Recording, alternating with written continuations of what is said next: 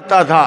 आर्य समाज का गढ़ था रोहतक, पर अब सबसे ज्यादा बिगाड़ में भी रोहतक ही हो रहा भाई साहब। गांवों में अगर प्रचार करने चले जावे ना तो वो दारू वाले प्रचार करने ही नहीं देते। कभी कुछ कर दें कभी कुछ कर दें, लोग उन्हें मनाने में लगे रहे तो वो मामला बनता ही नहीं। लेकिन वो जमाना था जब कोई दारू वाला भी नहीं था और प्रचार में भजनी चला गया तो ऐसा होता जैसे मिनिस्टर आ गया हो कोई भाई साहब। ऐसी उसकी खातिर तवज्जो भी होती थी। और भाई पैसा उस समय था नहीं इतना, लेकिन वो पैसा थोड़ा ही बहुत होता था, थोड़ा ही बहुत होता था। दूध घी की नदी बहती थी। ऐसा बढ़िया मेरा देश था और ऐसा बढ़िया वातावरण था। हरियाणा में तो सारे में घूम घूम के प्रचार किया। दादा बेधड़क ने, चौधरी जोरी सिंह ने, ईश्वर सिंह जी ने, इन्होंने बहुत प्रचार किया। हरियाणा के गांव गांव में दादा बस्तीराम जिस गांव में चला गया सारे गांव को आर्य समाजी बना दिया। हमारे इलाके में उधर बागपत जिले में भी जाते थे दादा बस्तीराम। जिस गांव में चले गए 15 दिन से पहले तो लिखड़े ही नहीं थे। 15 दिन कम से कम महीना भी हो जाता, पर 15 दिन प्रचार चलता था और सारे गांव में जनेऊ दे करके आर्य समाजी बना के आते थे। ये तब के ही आर्य समाजी चल रहे जो दिखे गले में जनेऊ वाले। अब तो नवा बन ही नहीं रहा कोई। पर स्वामी आर्य वेश ने बीड़ा उठाया है कि हम आर्य समाज का प्रचार गांव गांव गली गली और घर घर में पहुंचाएंगे और स्वामी दयानंद को जिंदा रखेंगे। देखो स्वामी दयानंद अगर जिंदा है तो हम और आप भी जिंदा हैं। अगर स्वामी दयानंद को सुला भी दिया ना तो हम और आप तो मर जाएंगे। इसलिए दयानंद को जिंदा रखना बहुत जरूरी है। एक भजन और सुनाता हूँ, फिर सबके भोजन की व्यवस्था भी है यहीं। ये मत समझना कि भाई चलो अपने घर ही खाओगे, नहीं, यहीं व्यवस्था कर रखी है भोजन की। बेटियों के लिए भी आज तुम्हें घर जाके बनाना नहीं, आज तो बना बनाया ही मिलेगा यहीं। हाँ, तो सारी व्यवस्था यही है। तो एक भजन दयानंद गुरुदेव दयानंद तुझे धन धन धन, तेरी दया व उदार तन जीत लिया मन। गुरुदेव दयानंद धन धन धन, दया व उदार तन जीत लिया। कैसा जादू किया तूने, भरम मेट दिया तूने। कैसा जादू किया तूने, भरम मेट दिया। देव दयानंद तुझे धन धन धन, उदार तन जीत लिया मन।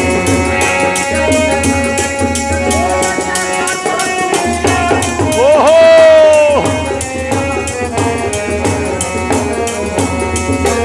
वाह भाई। जब से पढ़ा है हमने सत्यारथ प्रकाश को, तभी से छोड़ दिया अंधविश्वास को। जब से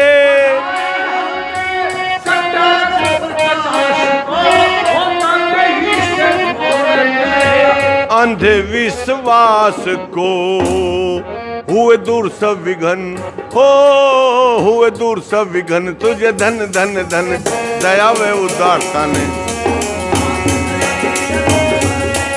और कैसा जादू किया तूने, ओहो।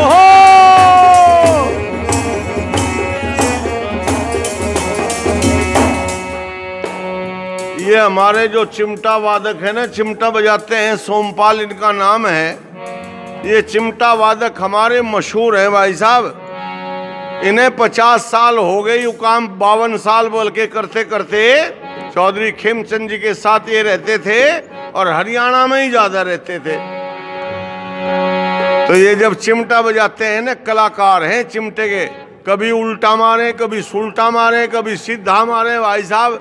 ऐसे ड्रामे इनको कमाल है इनका। और एक खेल तो इनका ऐसा है, वो परसों दिखवाएंगे, 13 तारीख को दिखवाएंगे।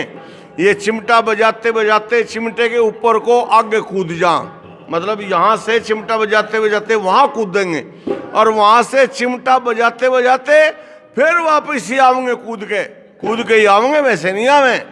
तो इन्होंने कई जगह ये नाटक हमारा अपना जो है ये करके दिखाया।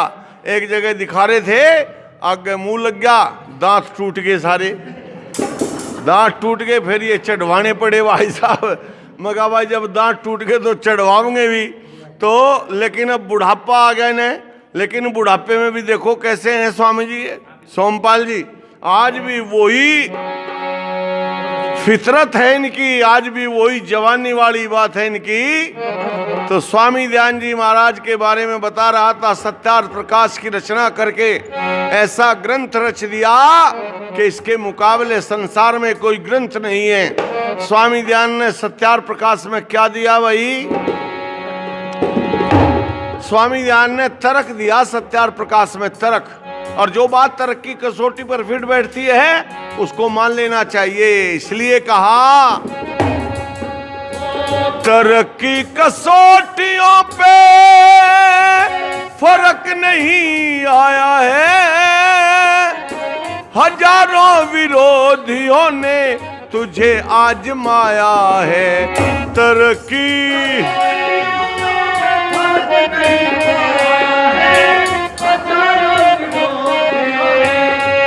आजमाया है, गए करके नमन, हो गए करके नमन, धन धन धन दया व उदार धन जीत लिया मन। ओहो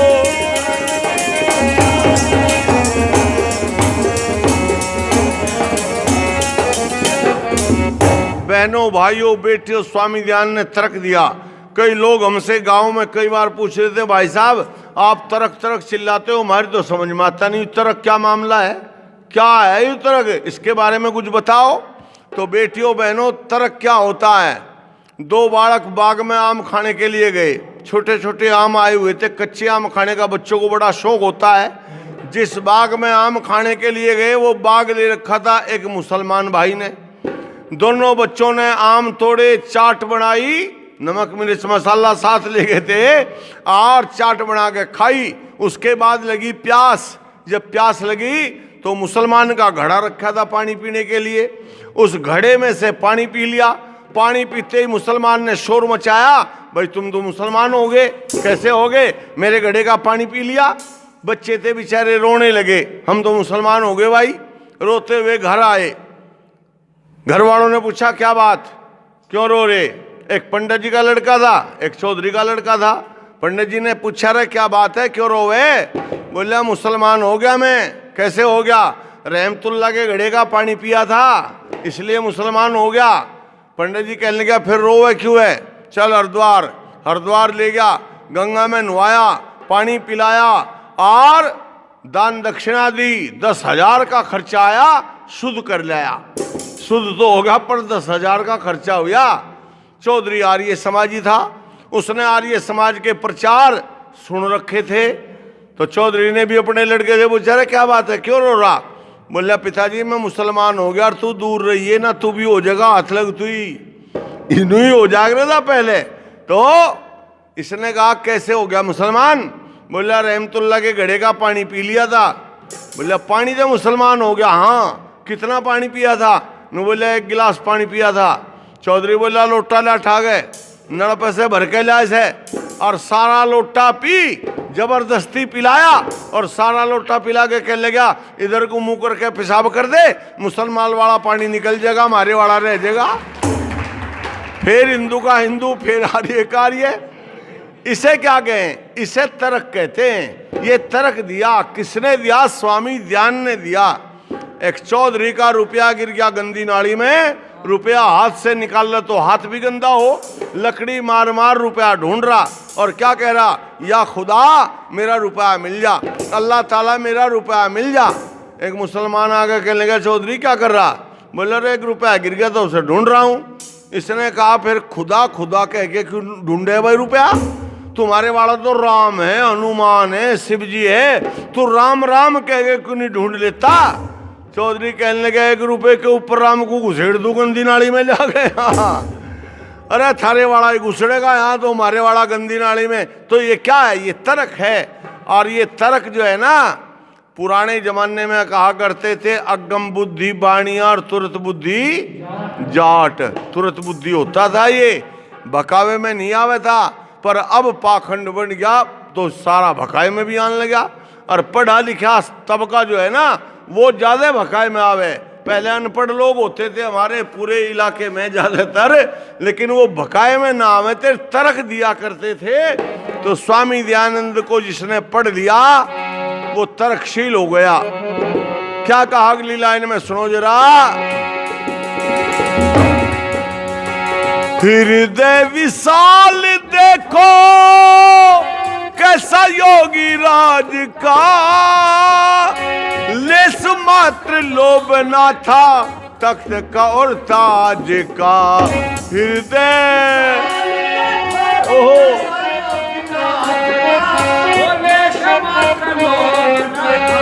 तख्त का और ताज का, तुन छुए न रतन हो तुन छुए न रतन, धन धन धन दया व उदार तन मन।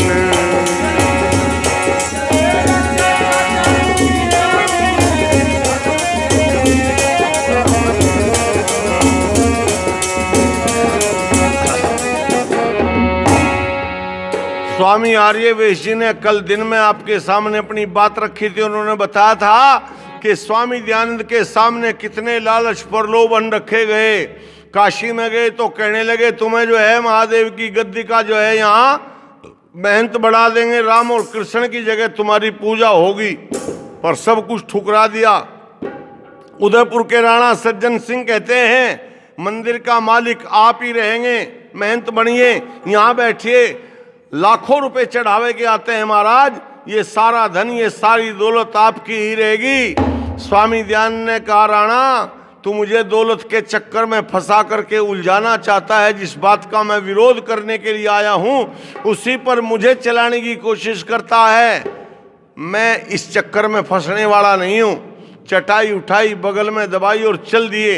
राणा सज्जन सिंह ने फिर कहा महाराज सोच लो, विचार कर लो, इतना बड़ा धन इतनी बड़ी दौलत देने वाला राणा सज्जन सिंह के दुनिया में मेरे सिवाय तुम्हें कोई नहीं मिलेगा। मेरा गुरु दयानंद ठिठक गया, फौजी सिपाही की तरह से एड़ी पंजे पर पीछे घूम गया और घूम कर कहता राणा तू बिल्कुल ठीक कहता है, इतना बड़ा धन देने वाला दुनिया में मुझे कोई नहीं मिलेगा। पर याद रख और कान खोल कर सुन, इतने बड़े धन को ठुकराने वाला दयानंद के सिवा दुनिया में तुझे कोई नहीं मिलेगा। ये है मेरा गुरु दयानंद। इसलिए तो कहते हैं अरे हम वैसे ही थोड़ा पिटते हैं, हम पढ़े लिखे लोग हैं, बढ़िया सर्विस भी कर सकते थे। ये स्वामी जी बैठे हैं, पढ़े लिखे हैं, बढ़िया सर्विस मिल सकती थी, लेकिन अब दयानंद के काम में लगे हुए हैं और यहाँ ऐसा सेंटर बना दिया कि सारी दुनिया में इनका जो है ये फोन में जो भर रहे हैं ना ये सारी दुनिया में जाएगा, ये सारी दुनिया सुनेगी इसे। तो इतना बड़ा काम कर रहे हैं ये। स्वामी जी ने इतनी मेहनत की, स्वामी जी ने देखो कितनी तपस्या की है। लगभग 52-53 साल हो गए उनको भी। मैं और वो साथ साथ ही लगे थे भाई साहब। लगभग हमारी उम्र में भी स्वामी जी 2 साल का ही अंतर है। स्वामी जी 2 साल बड़े हैं मेरे से, पर मेरा ऑपरेशन हो गया। स्वामी जी अभी बच रहे, भगवान बचाओ रखे तो अच्छा ही है, और काम हो जाएगा। तो पहले घी ज़्यादा खा लिया तो डॉक्टर नु कहे घी ते नस रुक गई सारी। हमने कहा यार पहले तो घी ही खाया करते थे और कुछ तो था ही नहीं, दूध और घी और चूरमा खा रहे थे पहले।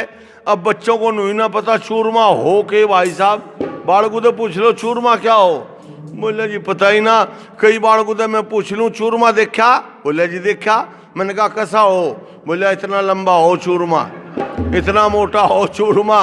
मैं कहा चूरमा ना देखा, कुछ और ही देखूँ फिरे भाई साहब, है ना। वो खान पान हमारा सारा खत्म हो गया। अब तो दारू पे हम मंड गए, दारू पे पड़ गए लोग बाग, और नौजवान तबका तो ज़्यादातर दारू पे बढ़ गया। हरियाणा में कुछ शौक रह रहा है पहलवानी का, हमारे इलाके में भी है पहलवानी का शौक, और कुश्ती आदि ये कबड्डी वबड्डी का। वरना तो सारे देश में आज तो ये गोल्ड मेडल कई हमारे लड़के लाए हैं, मेडल जीत करके, तो देश का गौरव बढ़ाया उन्होंने। और सुनो, स्वामी दयानंद जिस घर में बैठ गया ना, उस घर की बदबू निकल गई, अंधविश्वास निकल गया, सिरहान दूर होगी अगर स्वामी दयानंद घर में बैठ गया जाके। भजन की अंतिम कली में क्या कहा? किसी ने पिलाए तुझे विष भरे प्याले, किसी ने बेमोल फेंके विषधर काले।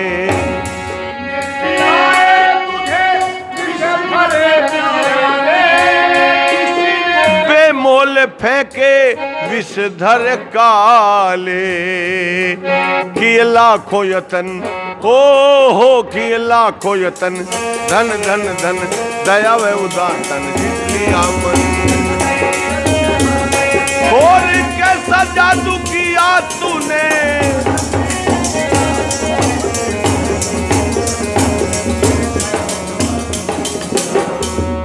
दयानंद को हम सबको मिलकर के जिंदा रखना है और घर घर में दयानंद को पहुंचाना है। ये बीड़ा यहाँ से, इस आश्रम से उठेगा, क्योंकि ये आश्रम बनाया इसलिए है, ये कोई ऐसा आराम के लिए थोड़ा बढ़ाया यहाँ नहीं। साथियों, ज़्यादा से ज़्यादा हमारे वीडियो को लाइक करें, शेयर करें, कमेंट करें और चैनल को सब्सक्राइब करना ना भूलें। धन्यवाद।